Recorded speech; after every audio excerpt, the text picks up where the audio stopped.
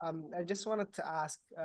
Yesterday I was talking to Chris, and I was talking to him that I'm in the lookout for another offer, and he sent me nomadic closer and DM setting pipelines. So I Mhm. wanted to hear your thoughts about them, not just them, but like pipelines in general, because I've applied to a lot, and I haven't seen like the results I'm actually looking for. So.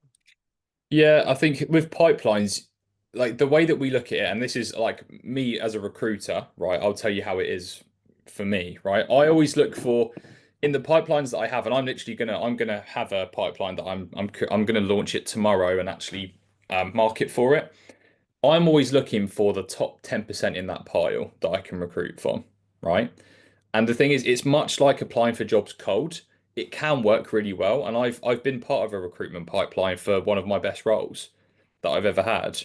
But I had to put myself in a position where like other people would vouch for me. I had about 15 to 20 people vouch for me to come into that offer.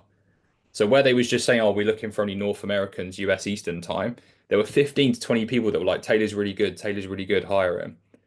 Right? So they all said that, and then everyone's like, "Okay, we'll consider him." And then I got an interview, got into the role, was really easy.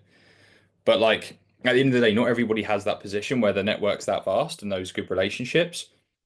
But as well as that, you need to be on really on the top of your game. And I just assume if I'm in a huge pile of like 100, 200,000 people, I'm not going to be the very best. I might be average, I might be up there, might be quite close, but I know that I'm not. Right. And that might be a limited mindset from my side. Obviously, it requires you working on your performance, but if you haven't been part of great offers where you can really prove that, then you're in a much harder position to be in. So what I would focus on is developing connections where I can get in through the side door and not just through the door that everybody else knows to get into, which is recruiting pipelines, job posts, where you have to compete with like 300 people. I'd rather do it so then there is literally zero competition. And that comes from the connections that you make from people that obviously work there. The top-down approach, which is going more to the business owner, their management team, directors like the higher ups. Even if not those, then like, middle management, and then you've got obviously the guys on the ground floor.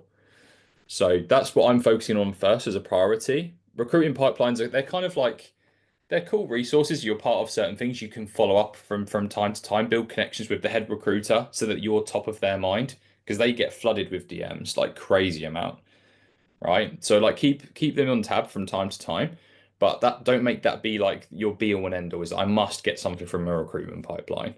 The priority must be networking and getting referrals. That's always the best way that I found. Um, your relationships, to put it simple. So yeah.